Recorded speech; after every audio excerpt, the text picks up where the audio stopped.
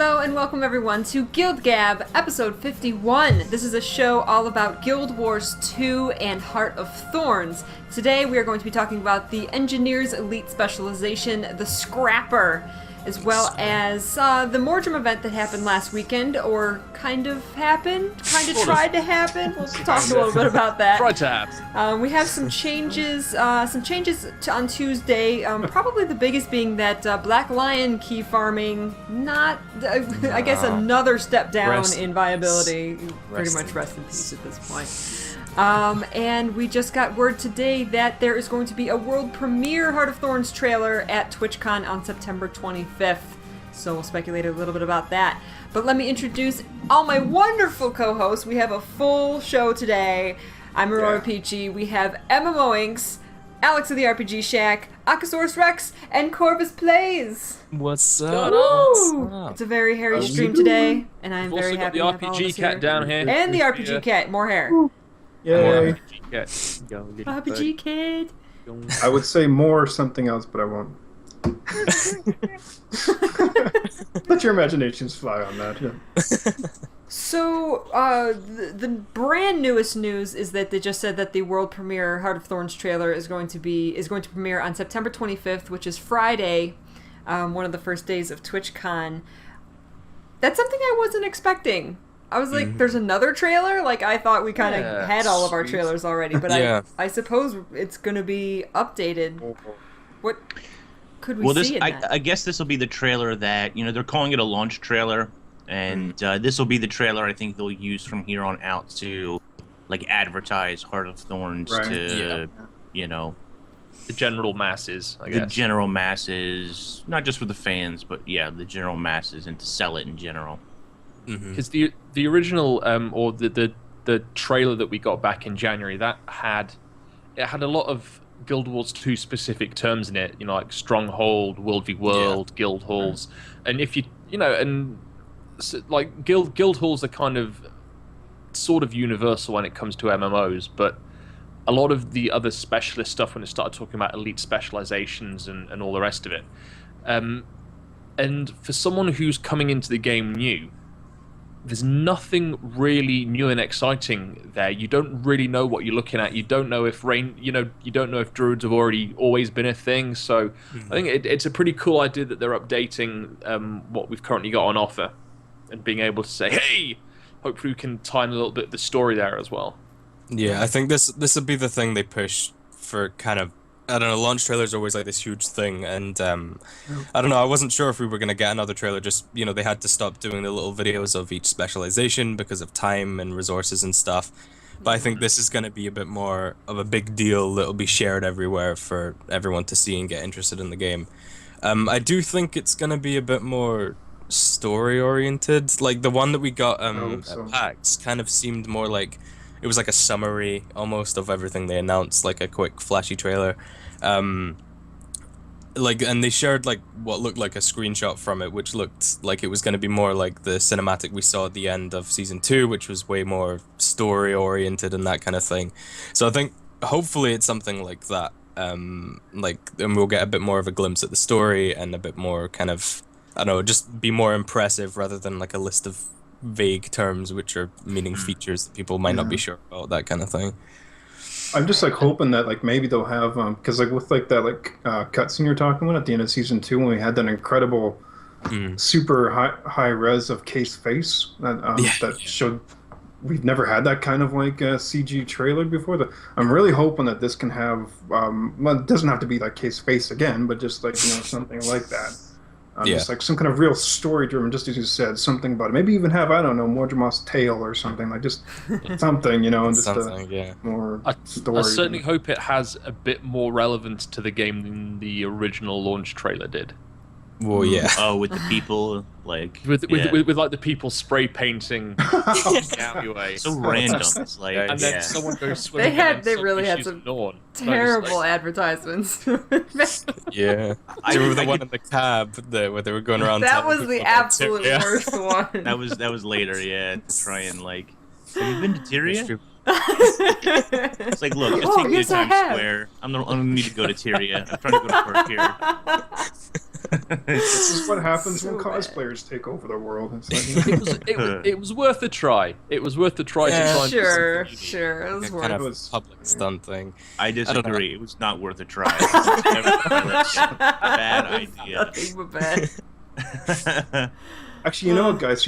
Here's a question. Speaking of that, if, and I seriously doubt they will, but if they were going to try to do that kind of, like spray painting trailer that makes absolutely no Live action sense kind of to the world, what kind of trailer do you think they'd do in the spirit of that? Like, what kind of thing could they possibly think of that would have no relation to Guild If Wars? it wasn't going to be like an in-game trailer. Something just to like- do with the jungle somehow. I don't know.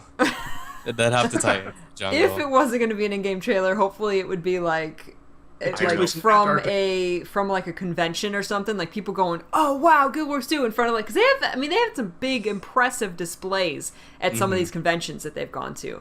Like, it would be cool if they had like gotten footage, or maybe they did, I don't know, of people saying like, yeah, Guild Wars 2, I'm so excited for Heart of Thorns, and then having all like That the kinda people thing. in the background and the 2-hour-long line to play the beta that you could just stay at home and play. So I don't know why people stood in line to play it, but I'd like Oh, to you see know a what? trailer I'm based sorry. around the premise of the movie Speed.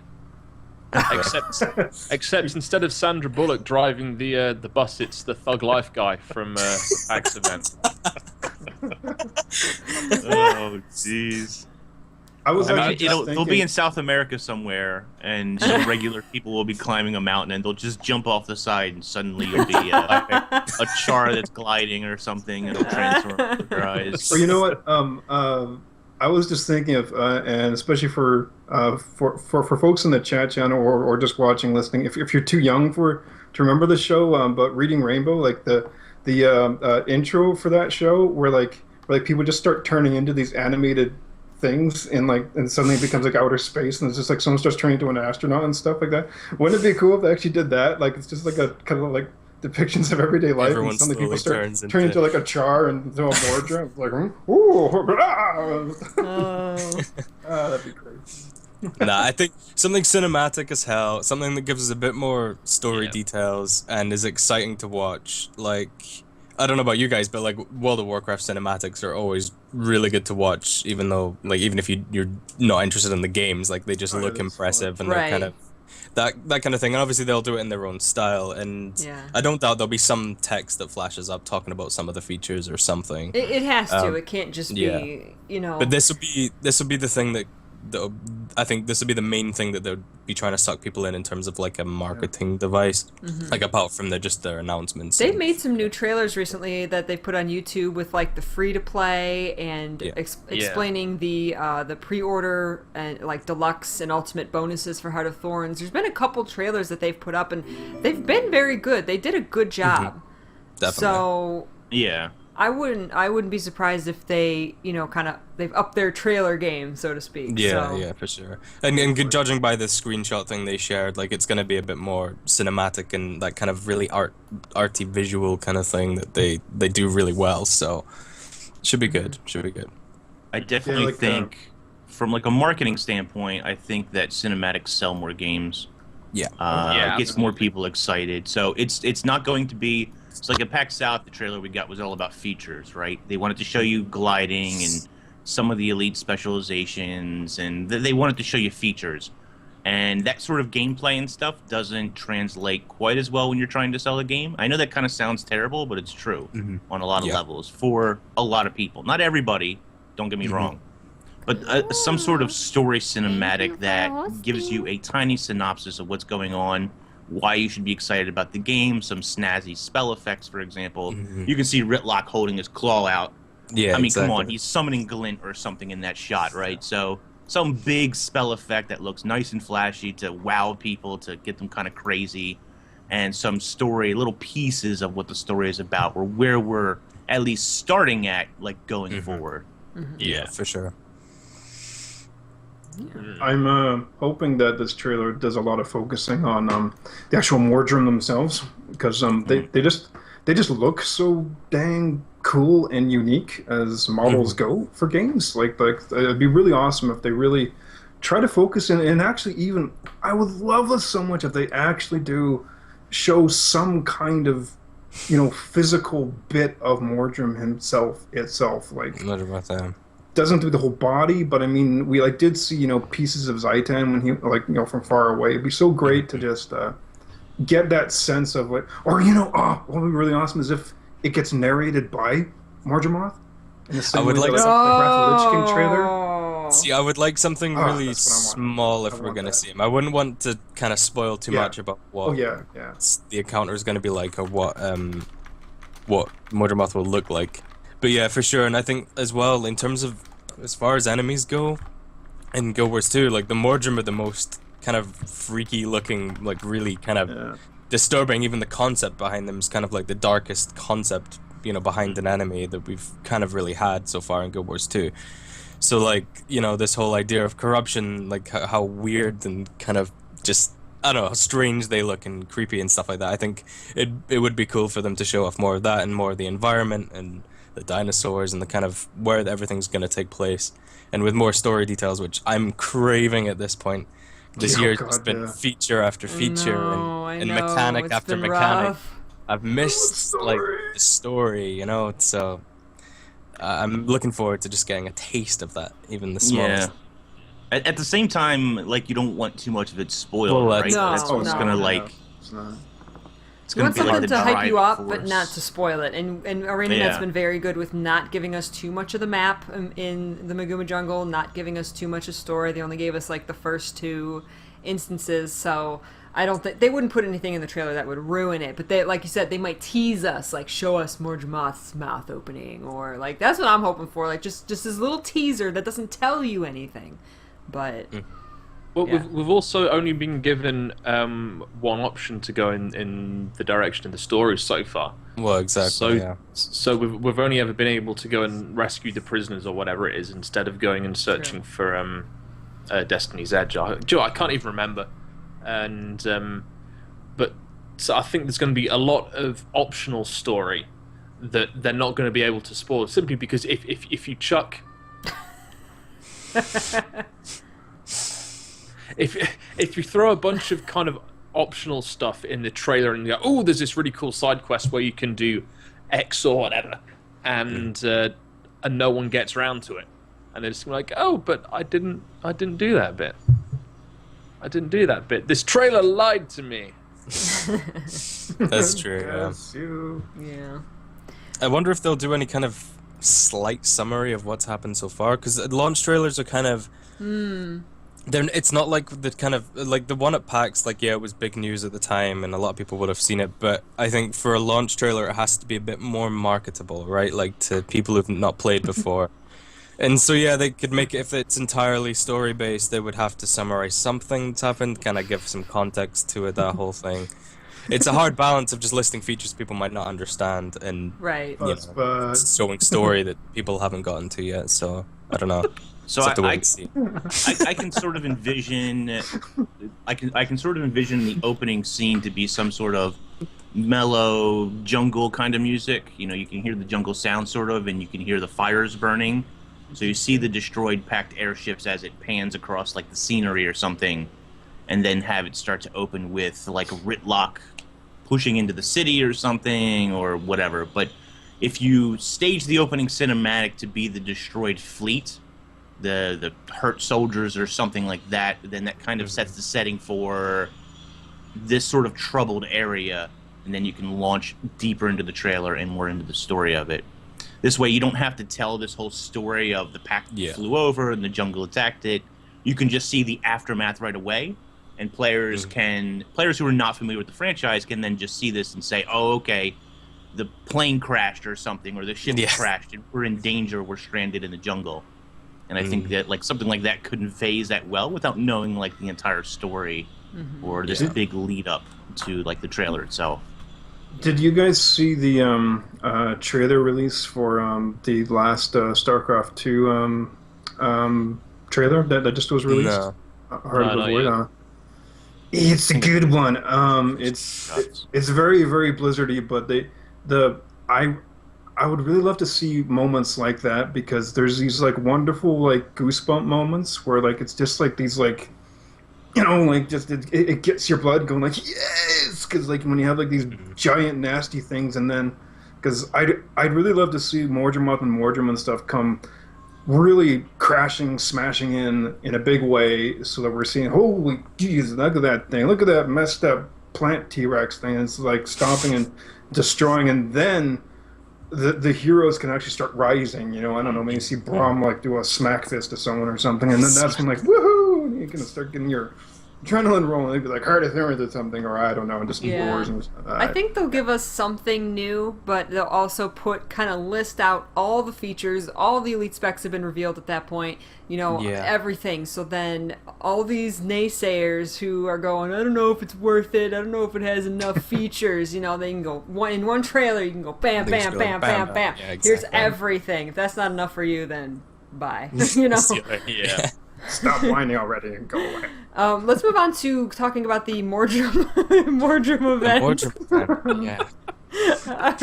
Unless there's something that our RPG cat would like to discuss first. Alex, yes, you know, like business. Alex, if you like actually like kind of like hide yourself, and then you can just kind of like pretend that the RPG cat is talking for you.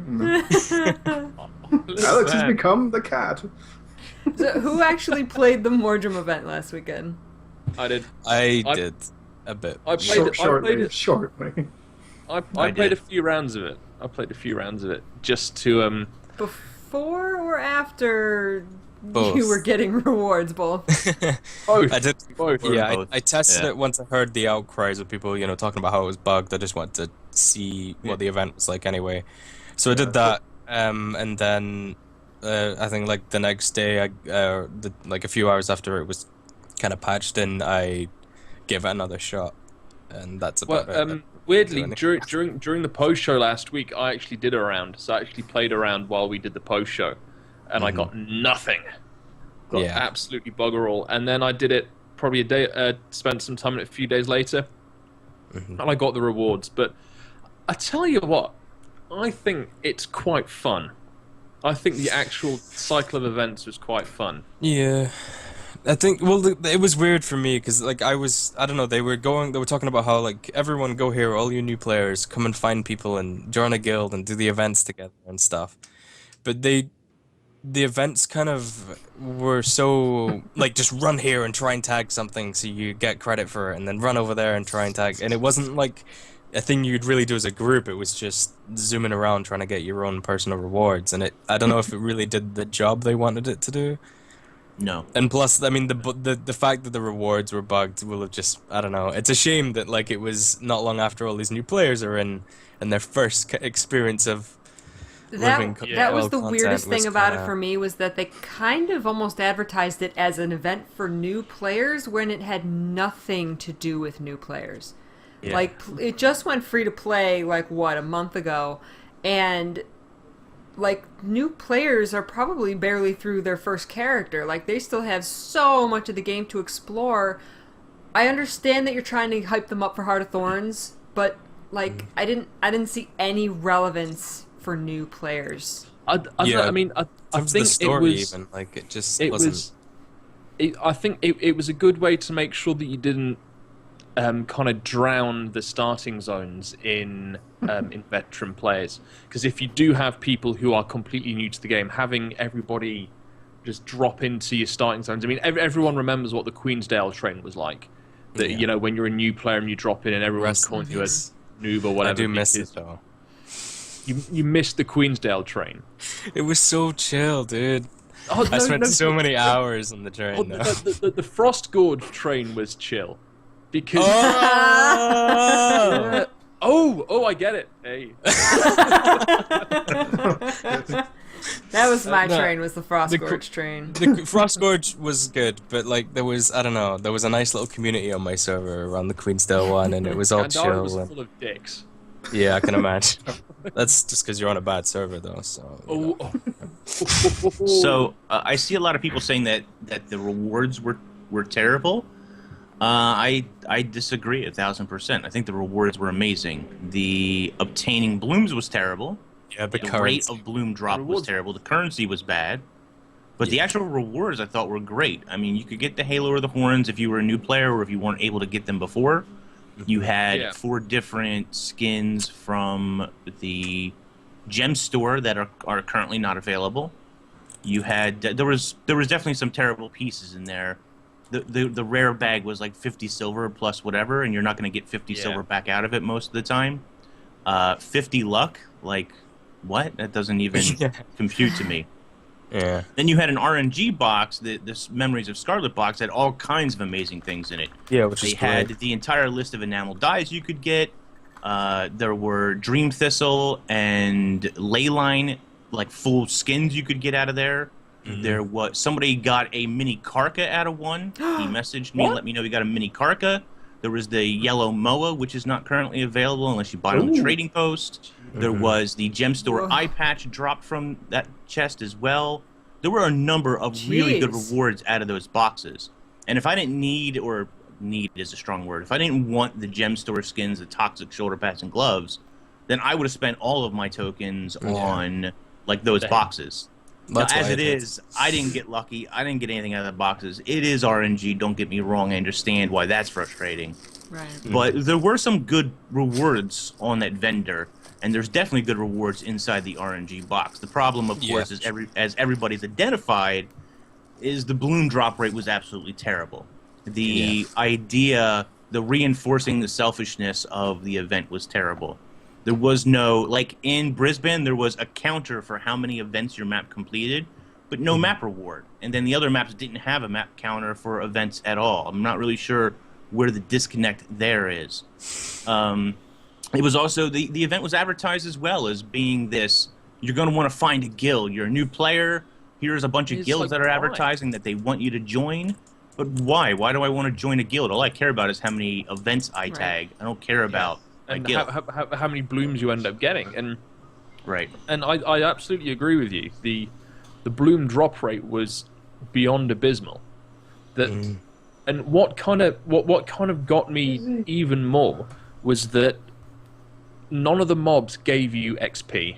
None of the mobs dropped any kind of loot whatsoever. I mean, even like the things that scaled up to champion, them at the very least should have dropped a couple of blooms when you took them down, or at least they have a chance to drop blooms or something like that. Make them a little bit more incorporated into actually doing the events, because because like you were saying, when you've got that kind of tap and run strategy going on, not only does it slow your map down, but if you have those champions there that do have the opportunity to drop blooms and that kind of thing, people are going to be more incentivized to stay around, because we've all been in that position where we thought we've tagged the champion enough to get credit for it, but we've not got the experience and we've not got the loot.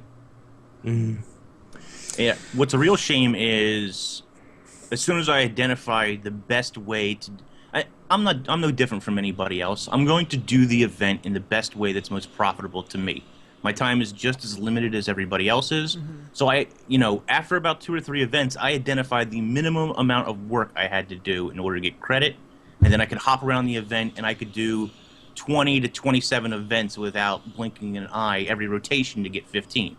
If I wanted to be super lazy, I just did 10 events, maybe 11 to secure that bloom amount, and then I just go AFK and go do something else around the house or whatever while I'm waiting for the next event.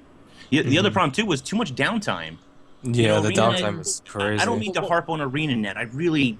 I don't like to be that way, right? But they talk about not waiting to have fun. It's all I did in this event was wait to have fun.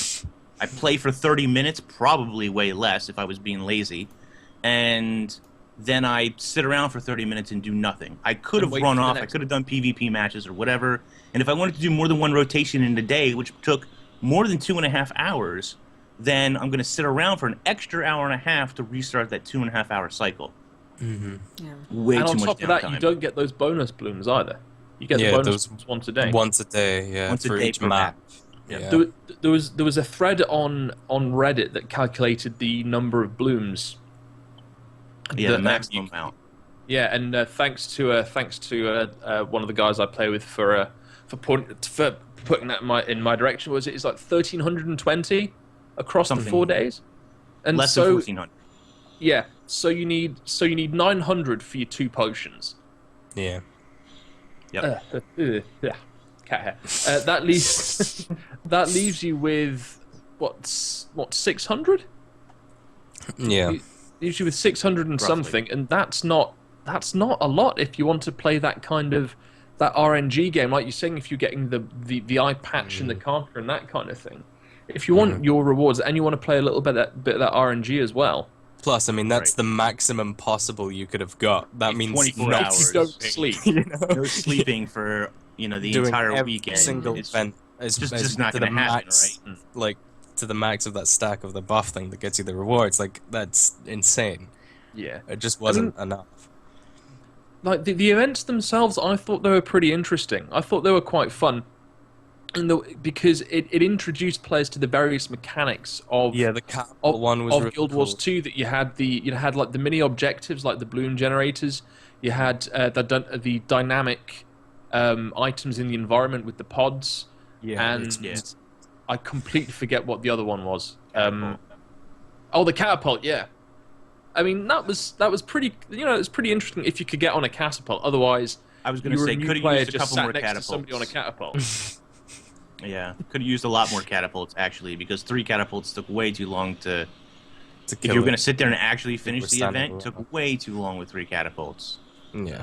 But anyway, yeah. The events themselves, there was only 3 varieties.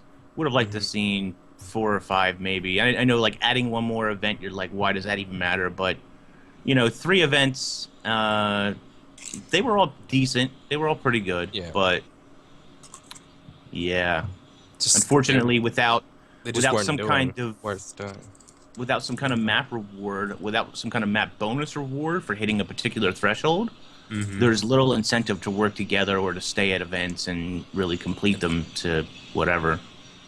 I think it's fair to say this whole thing didn't really go the way ArenaNet will have wanted.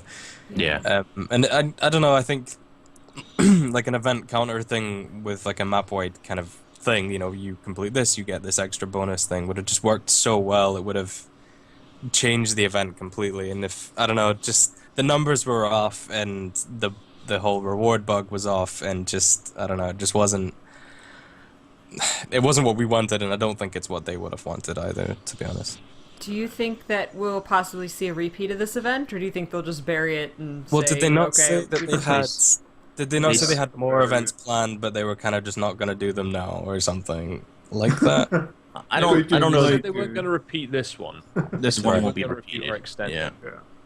Which is a shame, because when it worked, when the first incarnation of this event came in, which was the Scarlet Invasion back in season 1, and even after the loot nerf, that working towards an objective where you had to fight, where you wound up to fighting Scarlet at the end for some for a whole bunch of champion bags and whatever the hell else was on there for the rewards. That was actually kind of rewarding, and people actually worked together to get to the end point, which was to fight Scarlet, Right. not just Yep. run around and tag events. So I can see why it seems like they almost erred on the side of caution when it came to providing loot. I think it was a good I think idea. they were too careful. Yeah, I think it was a good idea to give the event its own currency rather than just dropping any kind of crap out in the world that's currently in circulation,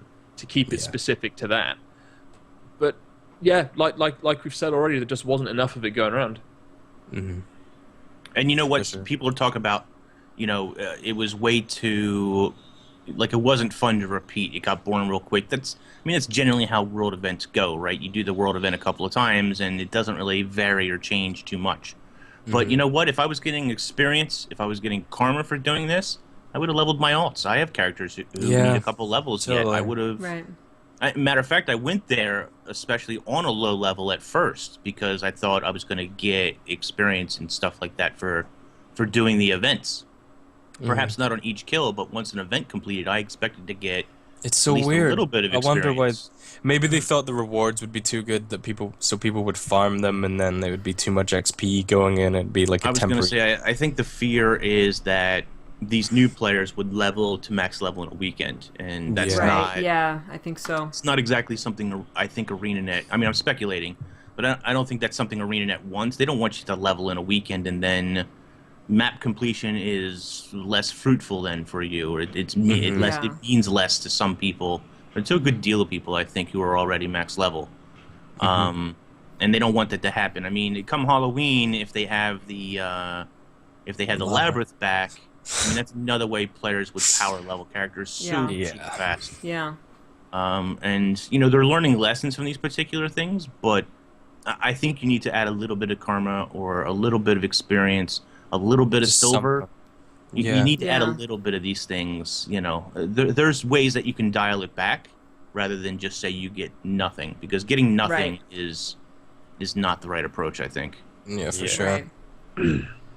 I got a question though about this. I mean, I know like it would probably be de facto have to be a kind of world event as it was. Most of these things usually are for whatever MMO it is. But I'm kind of curious, just, you know, what if? Would you guys prefer this style of pre-expansion event, or would you prefer some kind of little instanced event, which is what I would prefer personally, just because I would prefer having a little instance thing that I can go into, maybe bring in friends as well, that can just give a bit more of the story and sense of urgency of this coming story in Heart of Thorns. And if they did that too, they could also like give it like different layers of difficulty and give you different rewards for the different layers of difficulty, giving you reasons to kind of go back and do it. I'm kind of curious, what do you guys think of that? I think there's valid arguments to both. Yeah, I think Yeah. this was especially good, like this whole open world idea, just because new players, and it gives them a taste of these like living updates and change the things you can do in the game, blah blah blah, all this kind of stuff, and also just to give them like give us something to do that was to try and bring people together, get people into guilds and stuff ready for the expansion, that kind of thing.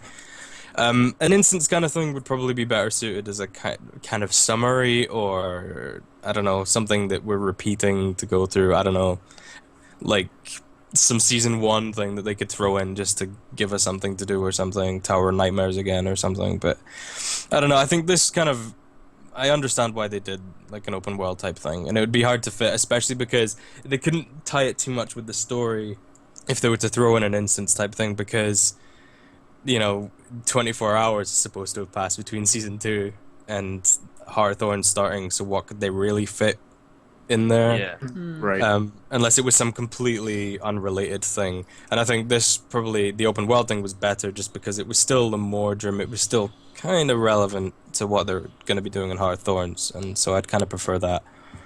I think I don't know. the way that they can present story aspects, I think it would certainly be better done through instant storytelling. I mean, we saw that all the way back to the very beginning of season 1 when we first met Brahm and Rox, when we did their own little things in Kragstead and Nalani. But the way that I think ArenaNet want to be going, or they seem to be going, is they don't want these things to be kind of cut off and cornered in one little section of the game. That they want to show people how things going on in the current content are affecting the world of Tyria. So you remember during season 2 of the Living World when there were a whole bunch of waypoints that stopped working across Tyria and that kind of thing. Yeah. I mean, to be fair, I don't think it works all of the time.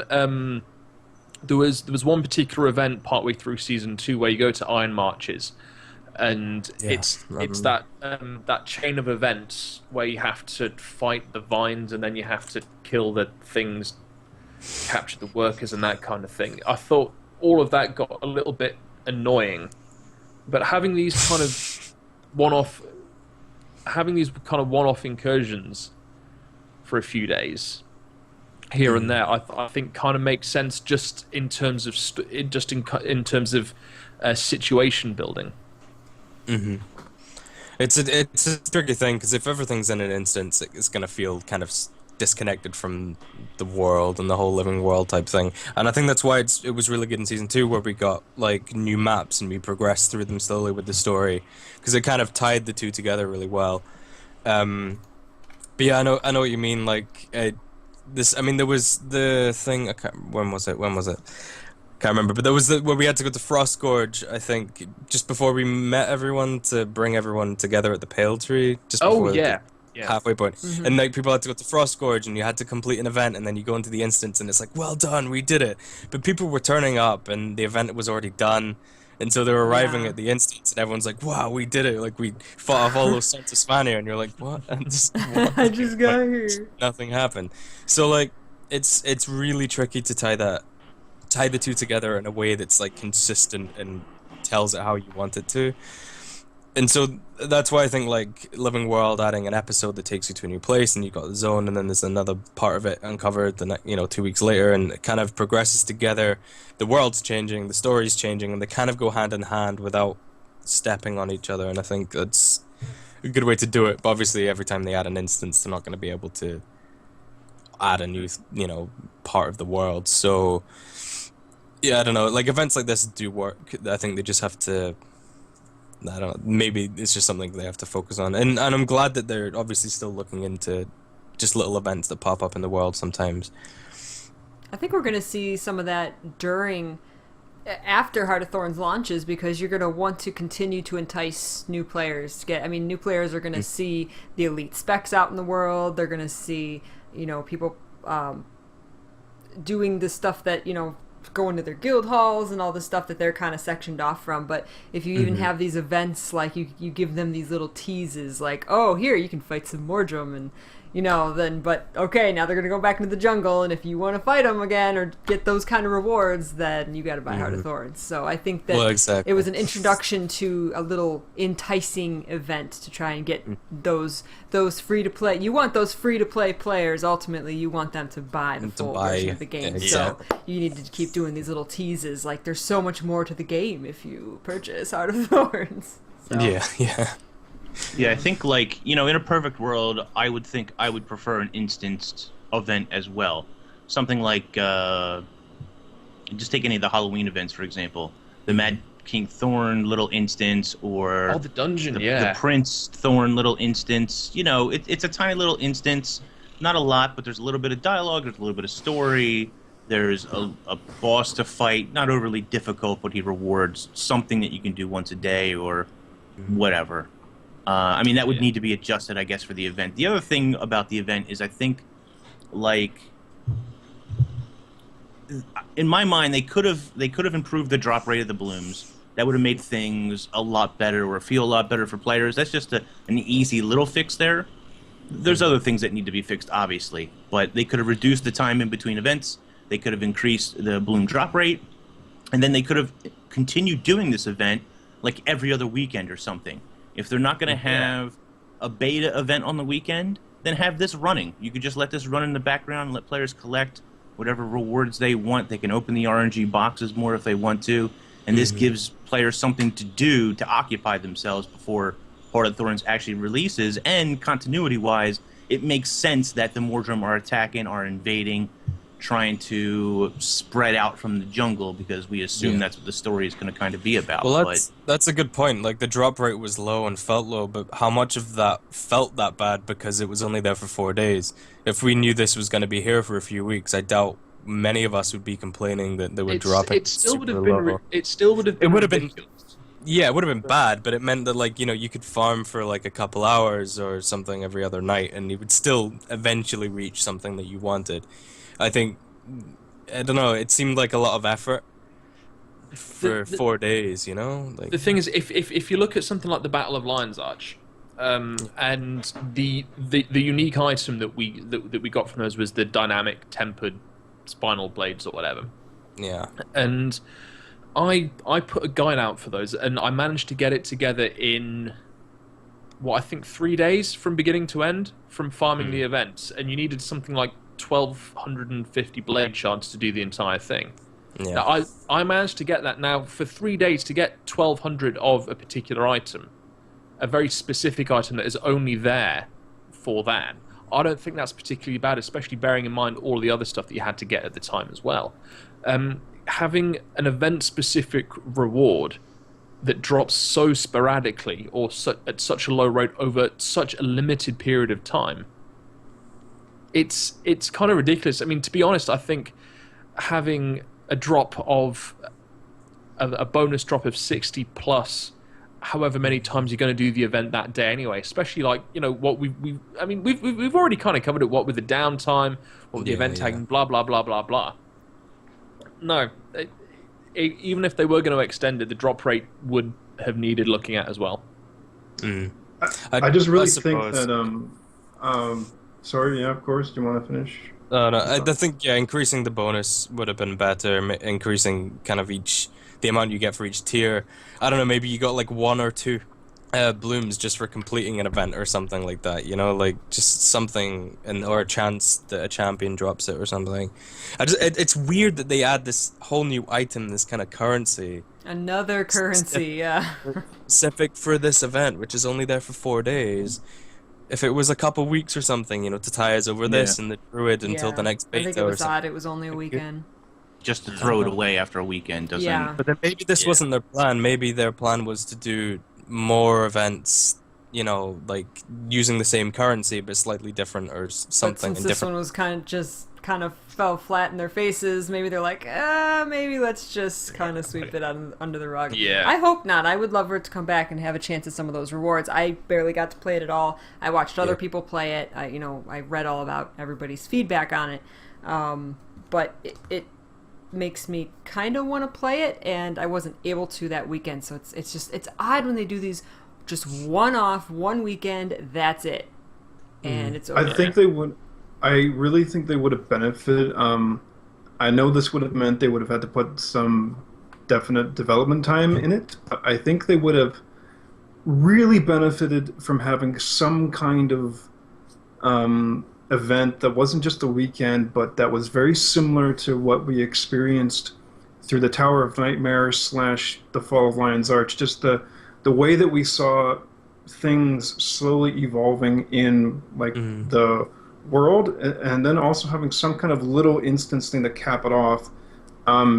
Mostly I'm going to say is because new players coming haven't experienced Season 1, and they may never experience it, or certainly not for a very long time. And that kind of sequence, what we experienced in the Tower of Nightmare, is perfect for leading us into an expansion.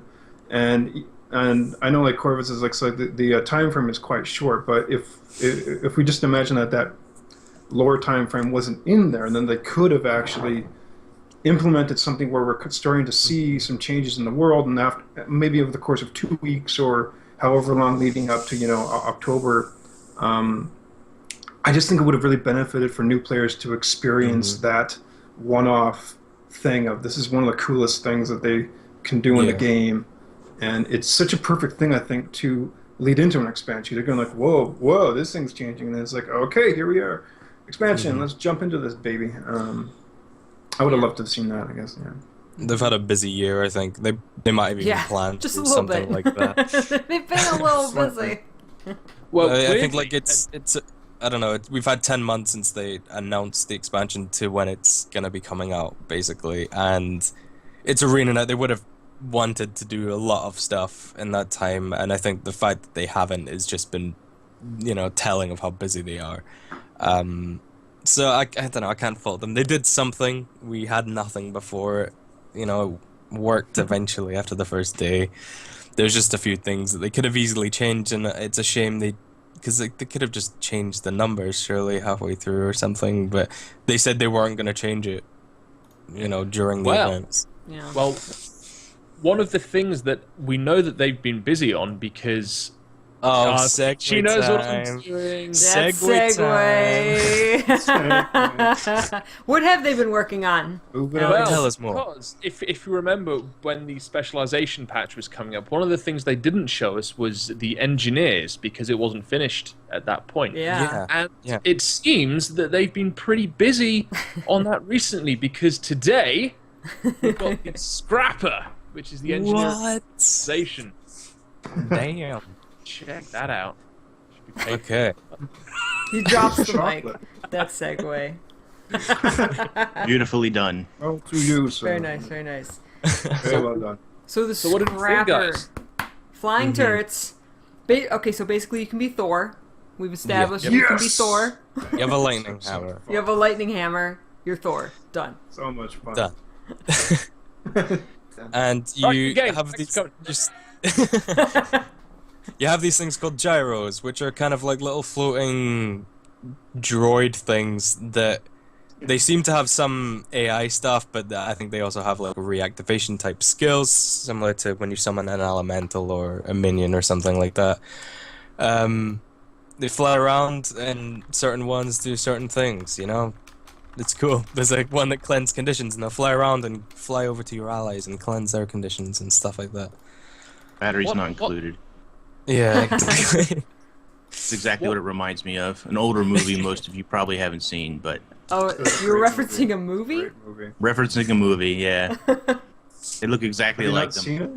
Have you not seen it? It was a wonderful movie. It was, It was like it's extremely 87. 80s. Extremely 80s. If anyone Yeah. finds it beautifully. What Yeah, beautiful. what kind of got me about this was, it. I don't quite know how I feel about a support tank, because that seems to be kind of what it is. That on one side we have Yeah. the hammer that provides the stuns and the dazes and the interrupts and kind of trying to cause a little bit of confusion on the front line. But then with the gyros, on the other hand, we're talking about clearing conditions or pulsing out stealth removal and poison fields and that kind of thing. Mm-hmm. It doesn't seem well. We know that the engineer it's a very versatile class, but Yeah. I was kind of expecting the scrapper to be more tightly focused on one thing than what it seems that they're doing with it. I was expecting a lot more support-oriented abilities. At least, we've got that with the hammer, but the gyros in particular. I don't know how I feel. I don't. Out of all the classes in the game, engineer is the one I have the least experience with. I have the least interest Yeah. in. Same here. I don't enjoy. Engineer I've is not. so cool. I've not really enjoyed playing an engineer. I've made a few and deleted them. You know, I've not really ever been able to get into it. So I don't know. I think this coming from someone with like absolutely no NG experience, I think this sounds really cool. It sounds really neat and sounds interesting. And I don't know. That's all I can really say. I'm with you, Corvus. Whereas engineer is one of my least favorite classes. I just don't really enjoy it that much. But Scrapper made me more excited. Basically, the flying turrets made me more excited. Not so much their functionality, because they don't do any kind of attacking, right? They're not like minions. They're not like bone minions or something that you summon and they go and attack for you. Or do you they? can explode them. I think like that kind of. You have the tool they belt have that skill function. that they give you, Yeah. right? They have a after you tool belt summon them. skill. You can detonate One of them them. has like a poison cloud, doesn't it? I think. Yeah, Right. We don't know all of them yet, so there's some screenshots that you'll see out there of like a Buzzsaw one and the one that's holding like the net of bombs. So I don't know. Do they attack, or are they just sitting, passive or whatever? Not exactly sure on a few of them. The ones we've seen, like, they don't seem that way, right? One is Right. a cleanse bot, but he does actively Right. run around cleansing people. So Right. the AI concerns me a little bit, but we'll see it in action tomorrow to see how Right. good. Or Yeah, not exactly. it I mean, we is. know they've Yeah. been playing around with more clever AI. They've increased, response times for minions and things like that. So I think like I don't know, it's something they're going to be aware of. It's interesting though, because if this is going to be kind of AI focused, and then we have the druid, we don't really know how that's going to fit in with the pet mechanic and stuff like that. Right. Loads of pets, guys. Hype. I really want them to be. I really want those drones to be shooting laser beams, because otherwise it's kind of like a waste. That would be awesome, right? Well, we don't know. That's what I Why thought have when I read drones flying without, like- turrets. I thought of summons. I love playing classes that have like pets or summons or something that follows you around and like helps you attack enemies. So it's kind of like you're like a minion master. You're kind of like this mobile army just by yourself if you summon all these minions. So that's what I was thinking. But so then when I read that they were more about cleansing and condition removal and rezzing people, I mean, its special ability is rezzing or this resin or No, but can you- finishing someone. I was like, But can you imagine that? Like you're just this guy standing around, and you have like constant condy cleanse, like constant Yeah. like buffs. You can and like it's gonna be kind of like an army, but just It's It did specifically say it was giving the NG more survivability. Yeah, exactly. So, Yeah, he it definitely does that. Like, the Scrapper is going to be extremely, like, tanky toughness-wise. He's going to be able to take a lot of damage. The toughness gets converted to power. He's got super speed and might stacking, and he sounds extremely strong, which makes him sound extremely viable in a number of game modes. You know, we don't exactly know how the gyros or the gyros are going to work exactly, but the flying sandwiches, yeah. But again, it's about mixing with the rest of the engineer's traits as well, exactly. right? So Right, exactly. You're probably not going to run all of the different gyros. You're going to run a couple of them that are really cool looking, or that do really cool things. Like the cleanse one sounds amazing. He cleanses you. He cleanses your party. I mean, that's extremely useful in a number of situations. Yeah. Well, 5 scrapper party with 25 gyros. Yes, I did just say euros. That's gonna be. That's gonna be kind of, tense to fight against. It's kind of interesting though, because when you're looking at this list of traits, like Inks was saying, it's a very survivable class. There's get down. I'm trying to read. So there's we've got a trait here called Mass Momentum, which is gain power based on toughness, and while you're affected by stability, you gain stacking might, which is pretty cool. Damn. And there's other things that you have here that grant like super speed, like Inks was saying, and when you dodge an attack or evade an attack, you get granted stability as well. So there's a lot of really cool stuff here, and it's a really solid class. I don't think it's going to be the mass damage outputter that a lot of people are expecting just because the engineer has a hammer. Well, that's saying we don't really know the damage side of things at all. I think more of a tank and more of a support or just surviving role, right? So, I mean, to be fair though, Rocket Charge sounds absolutely bananas. Yeah. Well, and we've seen this in the That sounds trailer. fun. We've seen this skill where that's the one in the trailer where he jumps from guy to guy, right? Swinging his hammer and using the actual rockets in his boots is just conjures up so many fun images, right? So it sounds amazing. The I almost called them turrets. The gyros themselves they're time limited, right? They're time sensitive. They only last for X amount of time, which we don't know exactly just yet. You are able to detonate them for a stun effect. That's amazing in Stronghold. Think about that. You're trying to get a hero out onto the battlefield from summoning him, and one of the ways to stop a player from doing that is stun. So I detonate my gyro to stun you. That has so many implications. It's crazy. Yeah.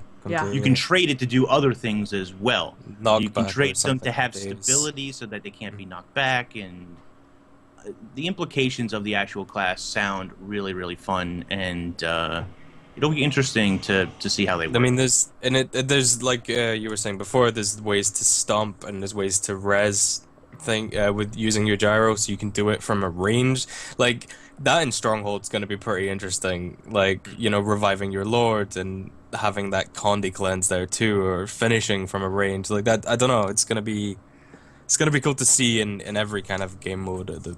I think, like, and I don't know, it's making me a lot more interested in making an NG, let's just say that. There's the other thing that's really interesting too is that there's a trait that every time this scrapper gets hit, he starts stacking toughness, and Condi's the amount of condition damage done on him is reduced. Considering that we play in a very conditioned world right now, this sounds like almost a must-have.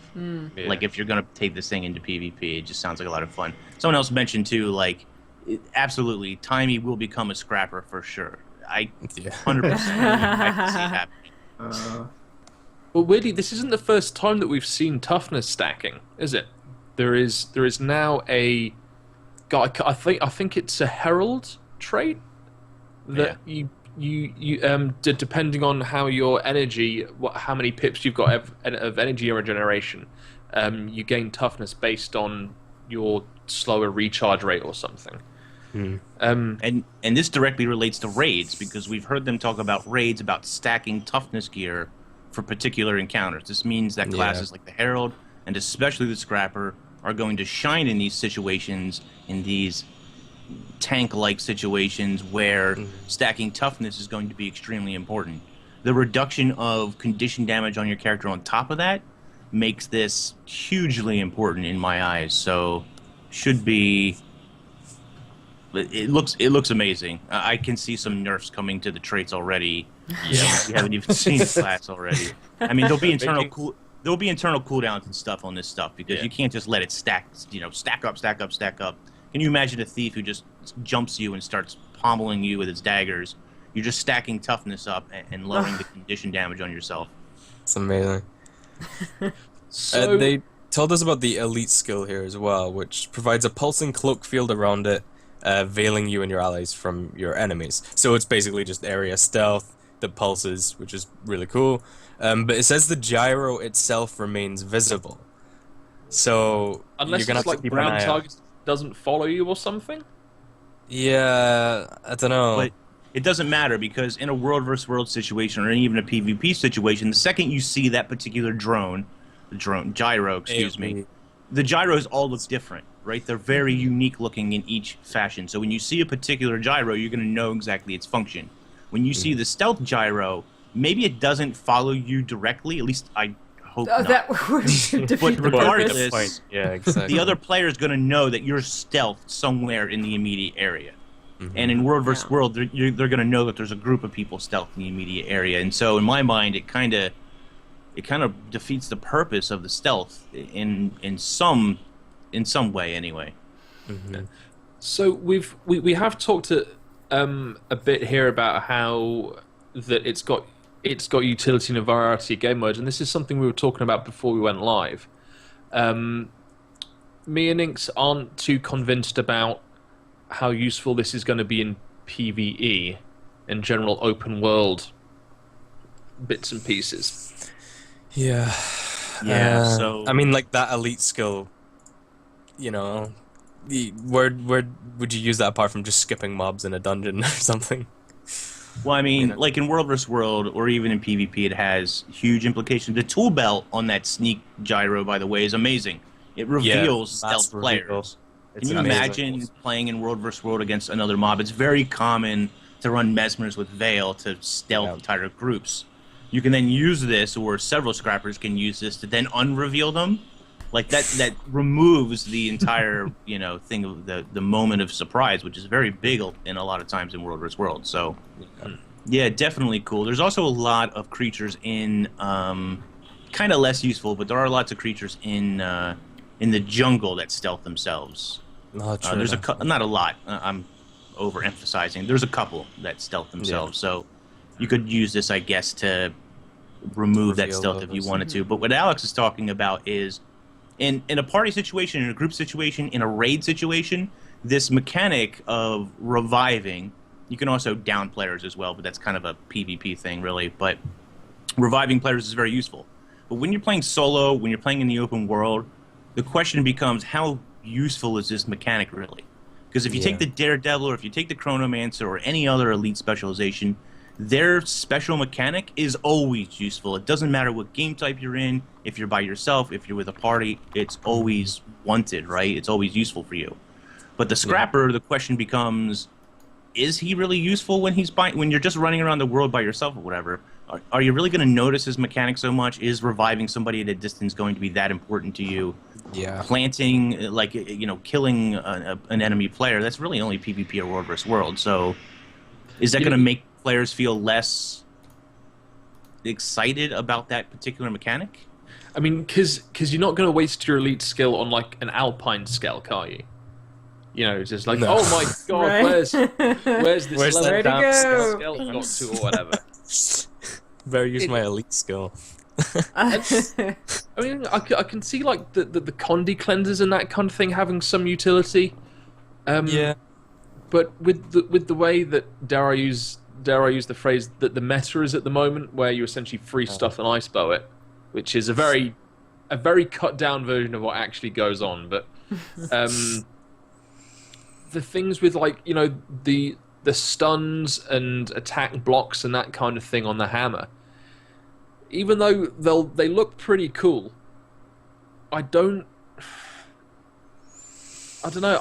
I can't see it being. It seems like a bit more of a can't- situational type thing, you know? Yeah, like, I can't see people fully adopting it in just general open world play. like Reaper, for instance, like that's just, you can blast through if you're on your own, like whatever, you're just killing stuff, you're doing stuff. Again, same with Berserker, I can imagine. Maybe the Tempest you're not going to be running around on your own using as often. That might be another specialization that's maybe used more for specific roles or kind of raid encounters, that kind of thing. I don't think it's bad that it's going to be more fitting for certain things, but I think it's a shame that, I don't know, seems more focused on, well, not focused, but like it just seems more viable or useful in overworld and PvP as opposed to just running around doing it. But we don't really know how much damage this is going to do. Maybe it's going to, I don't know, do decent damage or have good modifiers or something that makes it a bit more fun to run around and use. And having Condi Cleansing, that's useful if you're running past mobs, you get crippled or something. Just having that around. It's not going to be bad by any means. It's just, maybe it'd be better to stick to NG until you get to the raid or something. We had an excellent question for you, Ak, as far as how does the name Scrapper, that's a derogatory word for a Charr.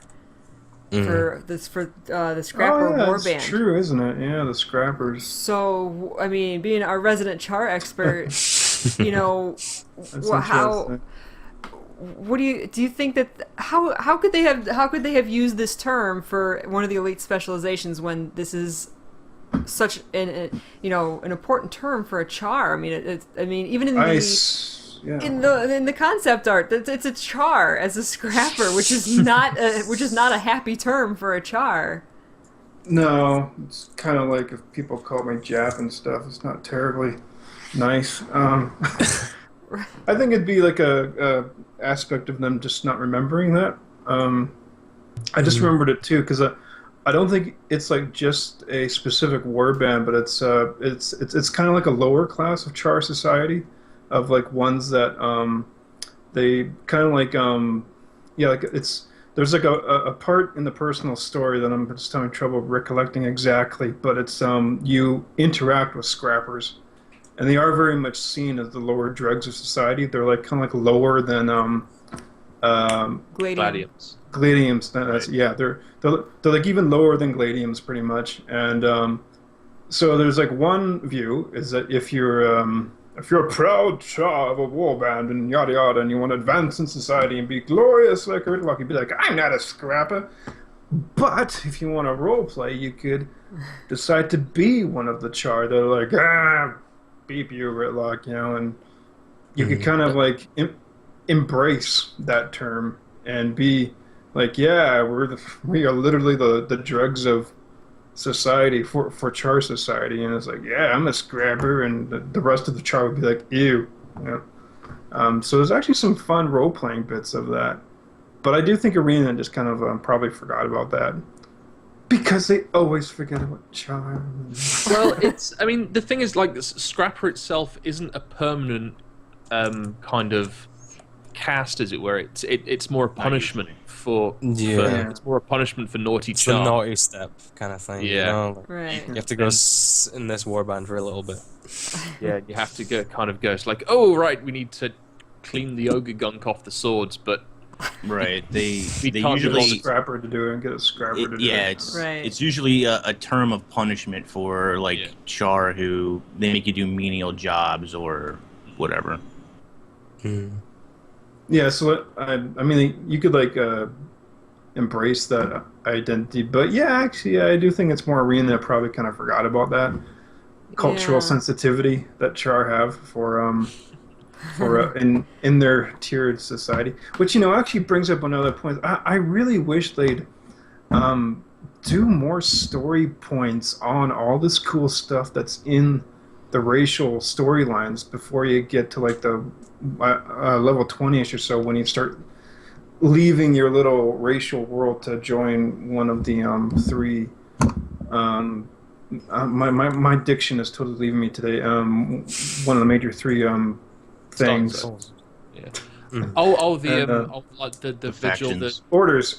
That's what Yeah. orders. Yeah. That's what. I mean, the thing And is, then, I mean, it would just be so great. Sorry, it would just be like so great for us to have more Asura, Charr, Norn, and whatnot stored within I can certainly see us going back that way. I mean, there was even a bit at the very end of Dragon's Reach Part 1 where we went down into Baradin's tomb and Yeah, it's where exactly. Gridlock originally dived away into the mists, and the whole idea of that was to try and remove the Fofi curse from Ascalon, and the Charr could actually take their homeland back eventually.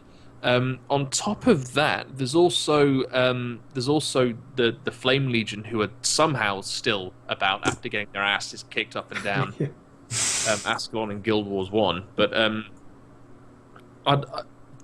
there's actually something really cool there, that it doesn't seem like the Flame Legion are directly involved with what's going on with the dragons, because they're a little bit more connected. Well, I guess like the Flame Legion could kind of come into it quite naturally if we end up seeing the Massart in Heart of Thorns, because they had somewhat of a relationship with the Massart due to the influence of the Titans and that kind of thing. Yeah. So I certainly think we'll see more of that in a Charr expansion, or a Charr-based expansion. Mm-hmm. Which would be fantastic and amazing and the best. So. I just thought, what if it's Scrapper, because there is some kind of lore implication? What if we have this side story where the Charr, or maybe even a future story, where the Charr Scrappers all like rise up and like maybe even like their helmet is covering their faces, maybe because they don't want to be seen because they are Scrappers. So it was like originally the Charr. It was actually the Charr Scrappers who like kind of created this more advanced technology because they had nothing to do in their downtime from their name as well toilets. by making those They become things. revolutionary terrorists. That's what they become. There was one thing at one point that I read that people thought that it had been misinterpreted as instead of Sapper, which is very much closely related to engineering type things, like, you know, tinkering with gadgets and how to blow stuff up and that kind of thing. People who've read the Malazan books will know RPG Cat is actually named after a sapper from those books. And but yeah, you know, they kind of get into mischief, they tinker around with things and what have you. So I thought sapper. A lot of people put forward demolitionist. And obviously, somehow, like, Forge was thrown to the forefront for ages and ages and ages. Yeah. So, as Charr implications aside, what do we think of the name? I think it's fine. It just brings it brings to me the idea of making things out of scrap metal and that kind of thing. You know, salvaging things and building new things, and you know, considering you're making gyros and stuff, I think it works quite well. Demolitionist. And that whole kind of more explosive, it sounds a bit too offensive for what the class or specialization seems to be doing. Yeah. So I actually think the name is perfect. I don't know whether there was lore behind it or whether they kind of forgot or whatever, but I think the name works really well, to be honest. Yeah. I thought it was good just on like the whole like focus on the melee aspect, because that was like the immediate thing that I thought of. Was just like, oh, it's like they're getting in close, they're scrapping it up and getting really close that way, and that was a good one. Whoever brought up the Charr Scrapper cultural thing, but aside from that, yeah, I just thought it was a good name for the actual melee aspect of it. I really think we're gonna also get some kind of storyline with Timey, because she pretty much is a scrapper. Like that's what she does. She takes scrap and builds golems and amazing things. So I think we're gonna see Timey become a scrapper as well. That'd be so more timey is always good. More timey. more timey all the time. Isn't that more due to the Azuran College that she's a part of, rather than? Because I think there's certainly a difference between Azuran technology and Charr technology, and For sure. I very quickly just wikied this that Timey is actually part of the College of Synergetics, which is why she came up with the waypoint inverter device. Oh yeah. And so if you look at kind of things that kind of engineering that taps into the Eternal Alchemy, compared with if you go to the Black Citadel, and you know when you come into the mustering ground, you've got your home instance on the right hand side. if you turn left instead and go and check out some of the machinery that's actually in the Black Citadel, it is off tap. Like, there's these huge kind of like tank things that never made their way into the personal story, and they've got like these big spiky shovel things on the front, and they're awesome. Yeah, there was like that was actually a really fun point that I find between the technology in Guild Wars 2, because I don't know if I read it on like one of the wikis or heard it from the devs, but the Asura use a kind of, or just I heard this term thrown, is that they use a kind of form of technomancy, so that they're not only just like technologically evolved, but they're also essentially bringing in magic, which is kind of giving that sci-fi feel. So like that's why it kind of feels like the Jetsons in a way with their like stuff, but that's because they're incorporating magic, whereas the Charr are just pure technology. And on a pure technological front, the Charr are more superior than, say, like the more sophisticated humans, which is something that I love about Guild Wars 2, is that, you know, you got these sophisticated medieval-esque humans, but then the Charr, these savage beasts, actually have this freaking steampunk technology with like no magic really, because they like don't care about the gods or any kind of real magic-y sense. And so that's the fun thing that I love about it, is that the Charr are pure technology, steampunky stuff, and the Asura have like really elegant, funky stuff, because they're incorporating ley lines and magic and stuff in their technology to make it cool. That's my rant on that stuff. We are going to end the show there. We're over an hour. We'll continue with the pre-show. Thank you so much, everybody, for watching. If you're watching here on YouTube, please join us live on Twitch on Thursdays at 1 p.m. Eastern. You can scroll down below for the link to Twitch, as well as a link to all of our channels. Thank you, everyone, for being here live on Twitch and watching, and we'll see you in the post-show. Bye, guys. Bye-bye. Thanks for watching, guys. We'll see you soon.